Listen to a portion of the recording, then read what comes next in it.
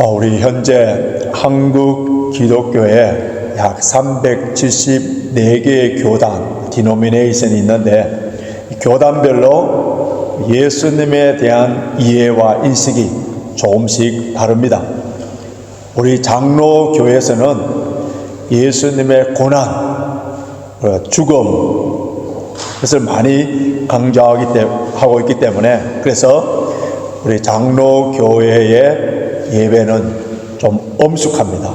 거룩하고, 그리고 성부, 성자, 성령 삼위일체 하나님께 영광을 돌리는 그에 초점이 맞춰져 있습니다. 그러나 순복음 교단, 오순절 교단에서는 예수님의 부활, 성령을 많이 강조하기 때문에 예배가 뜨거워요. 그리고 박수를 치고 아멘도 많이 하고 또 사람들이 즐거워하는 그러한 예배를 드립니다. 어느 예배 분위기가 옳으냐 그렇냐 좋냐 나쁘냐 평가할 수는 없지만은 중요한 것은 성경에서 보여준, 성경에서 가르쳐준 예수님을 바르게 인식하고 이해하고 믿고 고백하느냐, 그건 굉장히 중요한 일이에요. 예수님을 4대 성인 중에 한 사람으로, 예수님을 많은 선지자 중에 한 사람으로, 또는 톨스토이나 간디가 주장하는 것처럼 비폭력 평화주의자로 믿는 사람들에게서는 아직 예수님을 인격적으로 만나지 못한 사람들이에요. 그런데 수많은 기독교인들이 예수님을 나의 영원한 생명의 구원자이시고 우리 죄를 사하기 위하여서 십자가에 죽으신 주님이시고 우리를 다스리시는 왕이심을 믿기보다는 나의 문제를 해결해 주시는 분, 나에게 축복을 주시는 분, 나의 소원을 성취시켜 주시는 분으로만 믿고 따른다면은 그 사람의 신앙생활은 신령주의의 한 도구에 불과한 거예요. 비록 자신은 유신론자다, 무신론자 아니고 유신론자다 그렇게 주장하고 주일날 교회에 와서 예배를 드리고 예수님을 향하여 주여 주여 이렇게 외치고 그러지만은, 그러나 이런 식의 종교생활은 인본주의에 불과합니다. 인간의 행복을 위해서 종교가 필요하고 나의 소원을 성취해 주기 위해서 절대자가 필요한데 여러 신들 가운데 나는 하나님을 선택하여서 하나님을 믿는다 이렇게 하여서 신앙생활 함으로 말미암아 자기 스스로는 크리스찬이라고 생각하지만은 엄격하게 따지자면은 종교생활을 하고 있는 거예요. 종교생활을.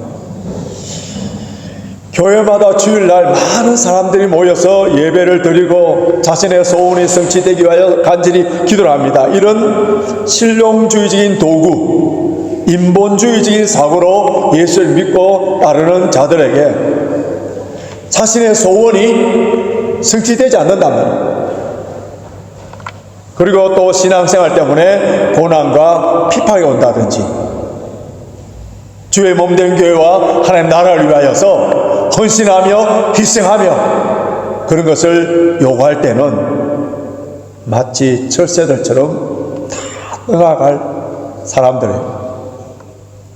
지금부터 2000년 전에 예수님 당시에 수많은 사람들이 예수님을 따라다녔습니다.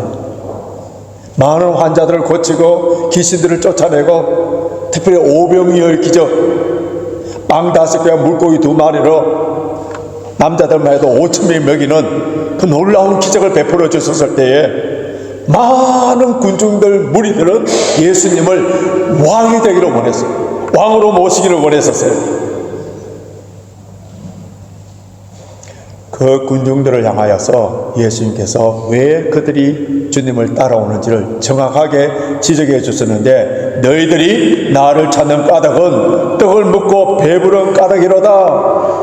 You are looking for me because you ate the bread.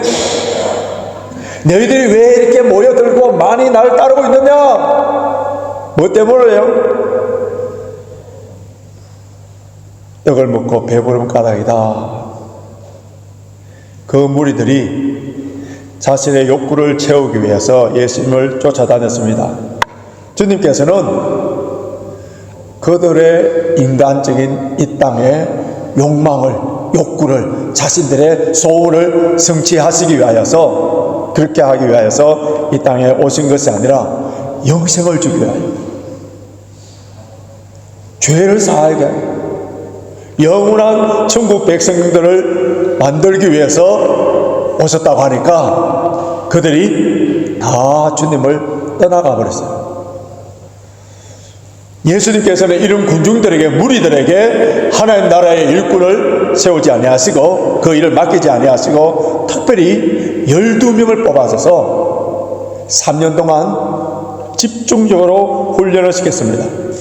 3년 동안 훈련을 시키고 때가 되면 이제 예수님께서 예루살렘에 올라가셔서 죽으시고 부활하실 것에 대해서 말씀을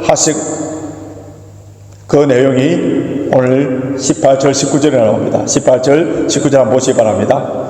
자, 같이 읽겠습니다. 18절 19절 시작. 보라, 우리가 예루살렘에 올라가노니 인자가 대제사장들과 서기관들에게 넘겨오매 저희가 죽이기로 결단하고 이방인들에게 넘겨주어 그를 능욕하며 채찍질하며 십자가에 못 박게 하리니 제3회 살아나리니라. 오늘 방금 읽은 본문을 보시면요, 지금까지 예수님께서 하시지 않았었던 아주 중요한 말씀을 하나 하시는데, 이 마태복음에서 십자가라는 말이 16번 나옵니다. 그런데 20장 이전에 2번 나오는데 그 2번은 예수님께서 제자들 향하여서 나를 따라오려거든 십자가를 지고 따라오라, 그렇게 이야기했었어요. 그렇기 때문에 제자들은 주님을 따라다닐 때 고난이 있겠구나, 마치 우리가 생각하는 고진감래, 좀 고난을 입고 어려움이 있다 하더라도 결국 끝까지 주님을 따라다니면은 그러면은 영광이 있겠구나, 그런 의미로서 십자가 지고 그대 따라오는 것을 그렇게 생각을 했었어요. 그런데 오늘 이 본문에서 예수님께서 십자가라는 말씀을 하실 때에 지금까지 하신 말씀과 다른 아주 중요한 말씀을 하시는데, 다시 우리 19절 보십시오. 십자가에 못 박게 하리니. 자, 예수님의 죽음에 대해서 구체적으로 처음 나옵니다. 지금까지는 제자들이 십자가 지고 나를 따라하는데 예수님이 십자가에 못 박혀 죽는다는 거예요. 이미 구약 성경을 알고 있는 이 제자들은 신명기에 보면은, 율법에는 하나님께 저주를 받는 사람이 나무에 달려 죽는다는 거예요. 그러니까 예수님의 죽음에 대해서 하나님께 저주를 받아서 죽는 죽음에 대해서 아주 심각하게 엄격한 분위기 속에 이런 말씀을 하고 있는데, 그 시점에 예수님의 제자인 야고보와 요한의 어머니가 예수님께 나와서 엎드려 절하면서 예수님께 무엇을 구했습니다. 그래서 엎드려서 절하고 구했다는 말을 쉽게 우리말로 표현하자면 예배하고 기도했다는 거예요. 예배하고 기도하면서 구했는데, 그때 우리 예수님께서 그 여인에게 묻습니다. 무엇을 원하느냐? What do you want? 무엇을 원하느냐? 오늘 예배드리는 저와 여러분들 향하여서도 예수님께서 동일하게 무엇을 원하느냐? 이러한 질문을 성령을 통해서 우리에게 말씀하시는 거예요. 그때 그의 어머니가 대답이 21절에 나옵니다. 자, 21절 하반절을 보시면은 가로되 이 나의 두 아들을 주의 나라에서 하나는 주의 우편에 하나는 주의 좌편에 앉게 명하소서. 여기에 야고보와 요한, 예수님의 제자예요. 베드로, 야고보, 요한, 예수님의 이너서클에 있는, 예수님의 아주 가까이 있는, 특별하게 예수님께서 사랑하시고 그들에게 특별한 계시를 보여준 그 제자. 근데 그의 아버지가 세베대고요, 그의 어머니가 살로메입니다. 살로메는 예수님의 어머니 마리아와의 자매관계, 그래서 야고보와 요한은 예수님과 이종사촌의 관계가 되는데, 오늘 본문의 말씀과 동일하게 나오는 마가복음을 보시면은 야고보와 요한이 직접 나와서 예수님에게 이것을 요구했다고 되어 있습니다. 그렇다면은 예수님의 이모인 살로메와 그의 이종사촌인 야고보와 요한이 함께 예수님께 나와서 높은 자리를 하나씩 달라는 친인척의 인사청탁을 한 것이에요. 왜 예수님께 나와서 한 사람은 예수님 우편, 한 사람은 예수님 좌편에 그 높은 자리를 앉게 해달라고 했느냐 하면은, 예수님께서 이제 예루살렘에 올라가시면은 로마를 접으시고 정치적으로, 민족적으로, 군사적으로 이제 왕이 되면은 그 12명의 제자들 가운데 누가 가장 높은 자리에 앉을 것인가, 그들의 최대의 관심이었어요. 그래서 미리 예수님께 부탁을 하는 거예요.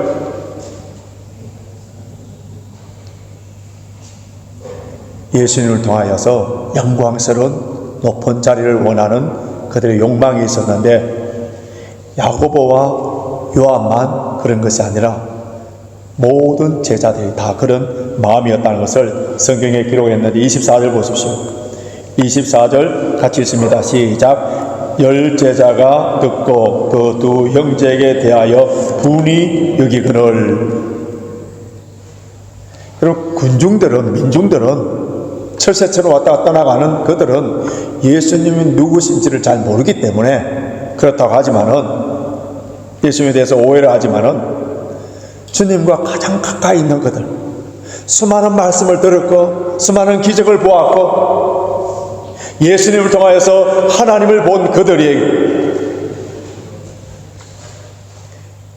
결국 예수님이 누구신지를 정확하게 모르고 따라다녔다는 이것은요, 오늘날 수많은 그리스도인들 중에서도 예수님이 누구신지를 정확하게 알지 못하고 교회 다니는 사람들이 많다는 거예요.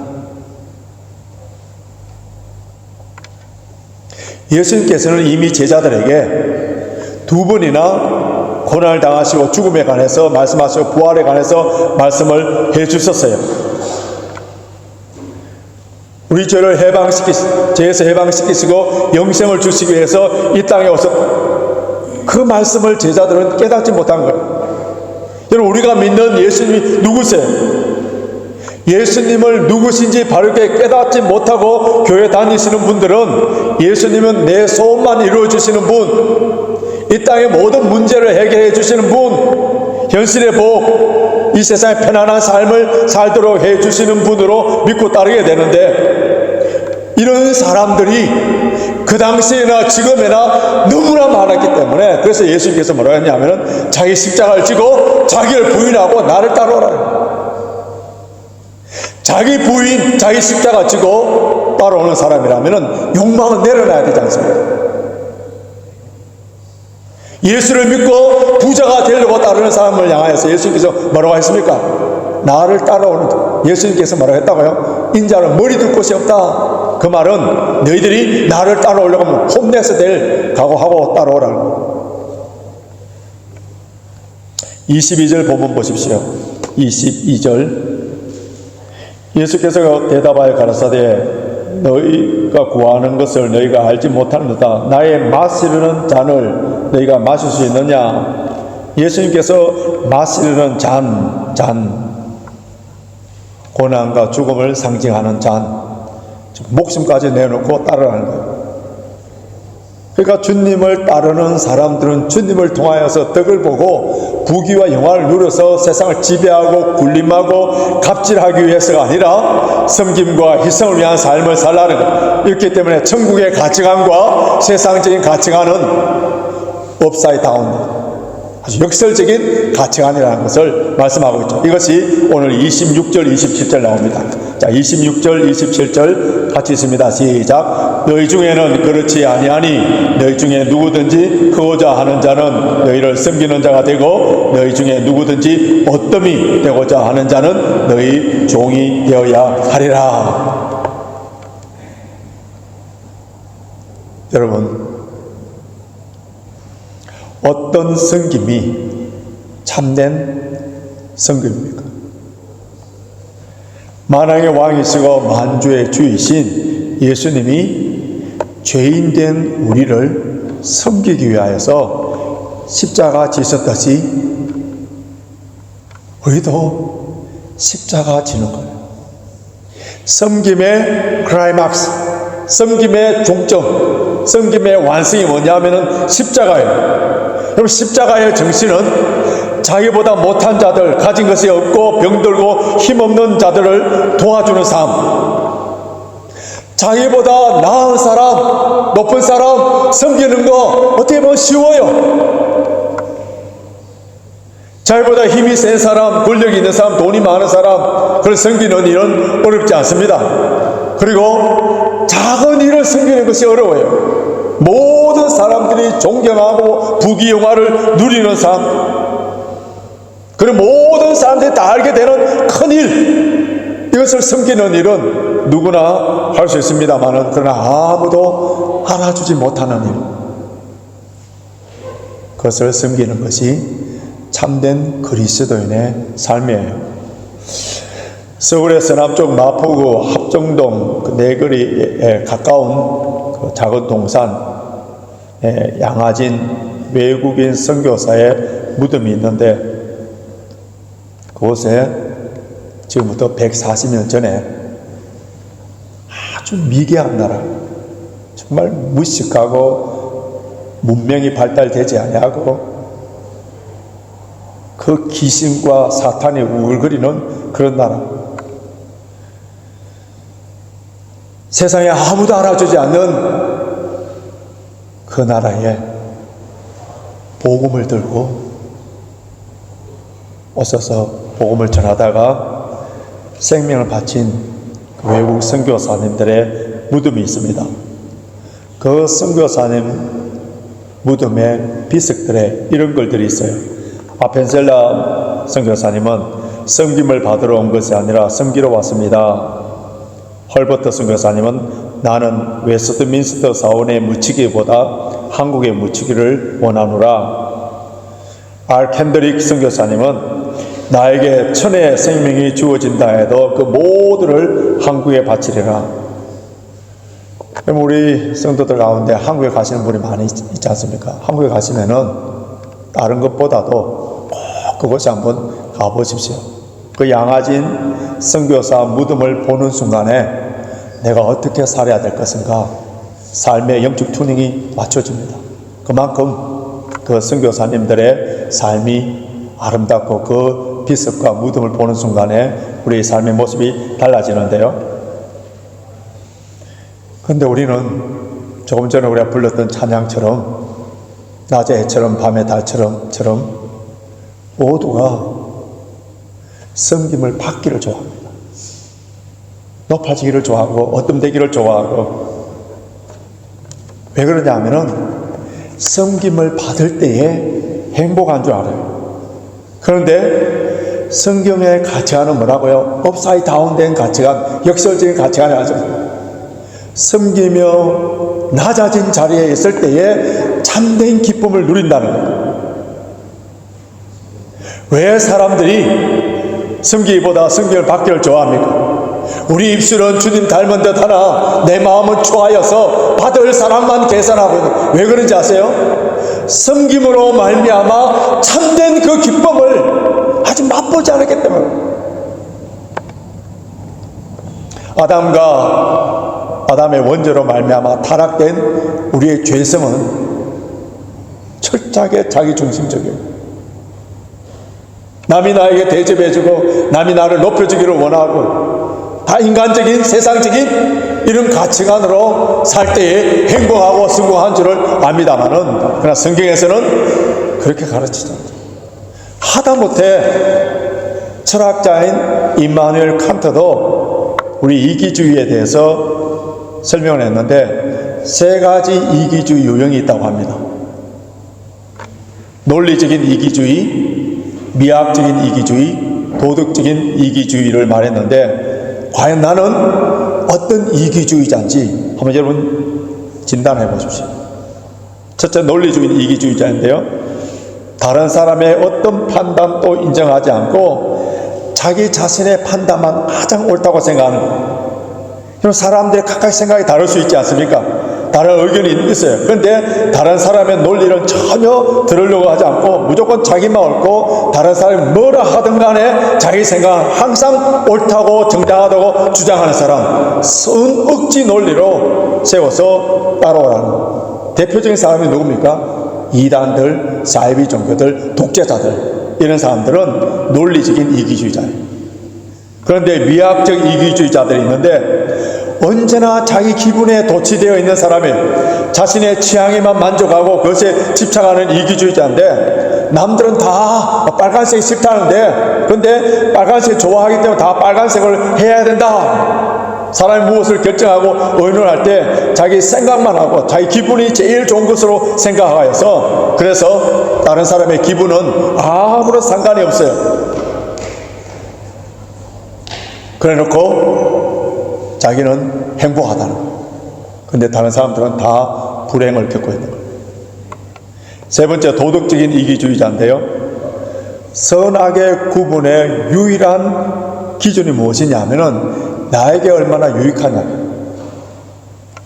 아무리 선한 것이라 하더라도 자기에게 유익하지 않으면 그는 뭐냐면 나쁜 것이고 자기에게 유익한 것이라면 비록 아무리 나빠도 선한 것이라고 여기는 거예요. 이것이 뭐냐면은 도덕적인 이기주의자예요.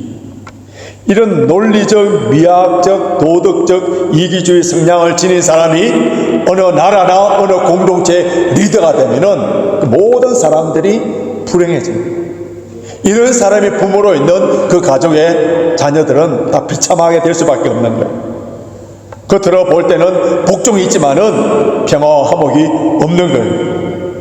우리 예수님이 주인이시고 머리이신 교회 공동체, 우리 예배 공동체, 주님이 세우신 이 몸된 공동체는 이기주의가 이끄는 공동체가 아니라 철저하게 희생과 섬김과 사랑으로 이끄는 그런 공동체예요. 예수님이 이 세상에 오신 목적이 뭐예요? 예수님이 세상에 오신 목적을 우리 분명히 알아야 되는데, 자, 28절 보십시오. 오늘 본문의 핵심 구절인데요. 28절 같이 있습니다. 시작. 인자가 온 것은 섬기며 받으려 함이 아니라 도리어 섬기려 하고 자기 목숨을 많은 사람의 대속물로 주려 함이니라. 여러분, 섬김의 목적들이 있어요. 열심히 섬기는데 그 섬김의 목적이 있는데 그 섬김을 통해서 자기의 유익이나 어떤 영광을 누리기 원한 것이라면은 그 섬김은 참된 섬김이 아니고, 참된 섬김은 주님을 통해서 배워야 되는데 대속물로 자기 희생이에요. 나의 섬김에 어떤 다른 목적, 어떤 그 섬김을 통하여서 영광을 얻고자 하는 그것은 참된 섬김이 아닌데 그 순수한 섬김, 그 섬김이 뭐라고요? 자기 희생이라. 이것이 기독교의 진리입니다. 복음을 전하다가 피파를 당하고 박해를 당해서 피를 흘리면서 순교하는 것을 우리는 적색 순교로 합니다. 그런데 자기 사랑을 내려놓고 자기를 부인하고 남을 사랑하는, 봉사하는 이런 것을 백색 순교라고 하는데요. 자기를 죽일 때만이 참된 섬김이 나타나기 때문에 그렇습니다. 여러분, 섬김이나 또 십자가나 희생이라는 이런 주제는 오늘날 교회에서 설교 가운데 참 인기 없는 그런 주제예요.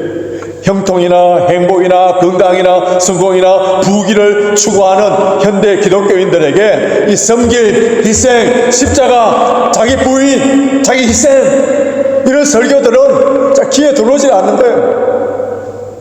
고린도전서 1장 22절에서 24절 한번 보시기 바랍니다.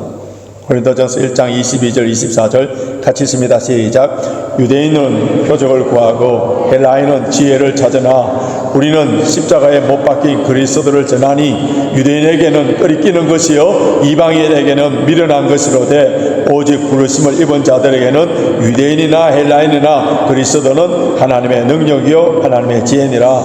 바울 시대 때에 유대인들은 오직 표적 기적만 구했고요, 헬라인들은 지혜를 구했습니다.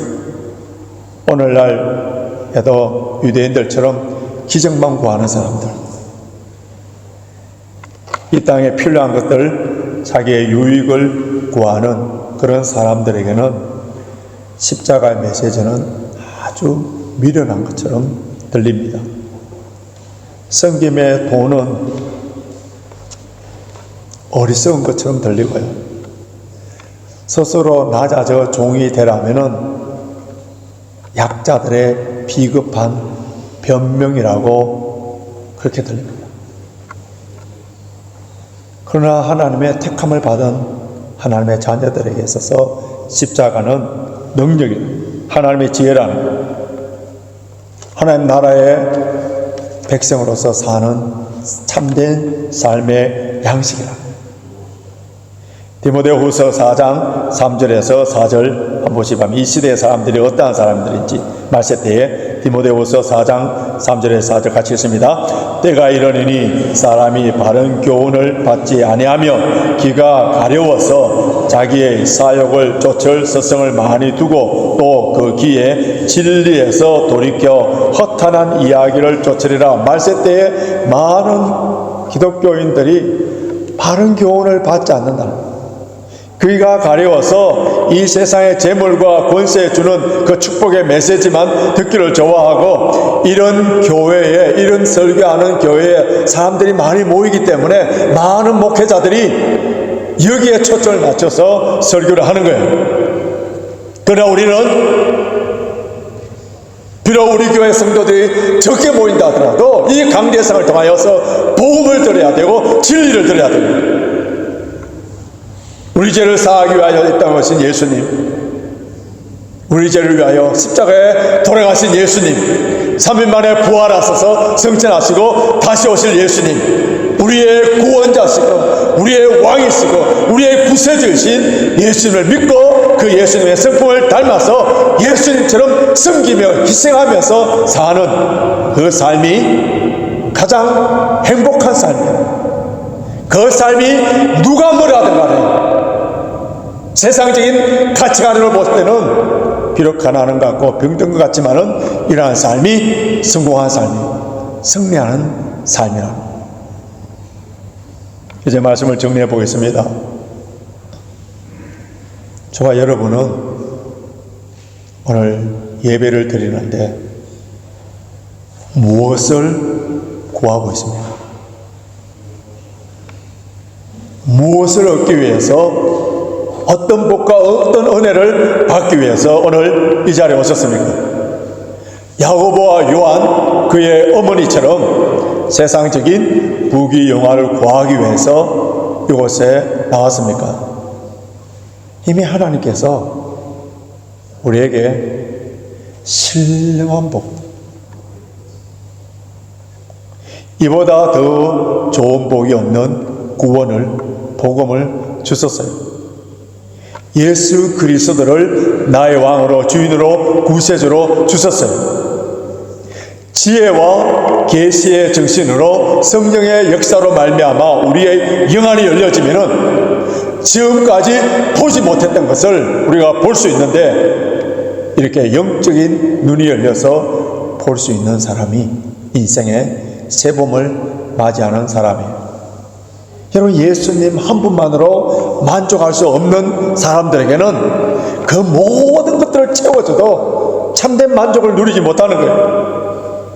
예수님의 비유에 보면은 모든 재산을 다 팔아서 밭에 감추어진 보화를 찾는 그 사람에게는 다른 어떤 것들도 보화로 여기지 않는 거예요. 이 은혜를 아는 자들은 주 예수보다도 귀한 것은 없네, 진심 어린 이런 찬송을 할 수 있습니다. 이 은혜를 아는 사람들에게는 나에게 주신 은혜를 무엇으로 보답할꼬 하면서 그의 인생을, 남은 인생을 절대로 허송세월하지 않고 주님과 이웃의 기쁨이 되는 삶을 삽니다. 주님의 이름으로 섬기는 그 섬김, 주의 사랑을 나누는 그곳에 하나님을 배울 수가 있고 그곳에서 참된 기쁨을 누리고 있습니다. 그러나 불행하게도 예수님이 누구신지 아직까지 모르는 사람들은 마치 예수님을 CEO, 최고의 경영자로 생각하여서 헛되고 헛된 것들, 다 헛된 것들, 이런 것만 구하고 끊임없이 주시옵소서라고 하는 그런 수준에 머물러 있습니다. 오늘 이곳에 예배 드리시는 모든 분들은 신앙생활이 내 욕망을 채워주는 실용적인 수단이 아니라 주님의 은혜에 감사하여서 나의 섬김과 희생을 통하여서 새 생명의 구원을 이루는 영광스러운 일을 함으로 말미암아 항상 주님의 기쁨이 되는 우리 교회와 저와 여러분이 되시길 주님의 이름으로 축원합니다.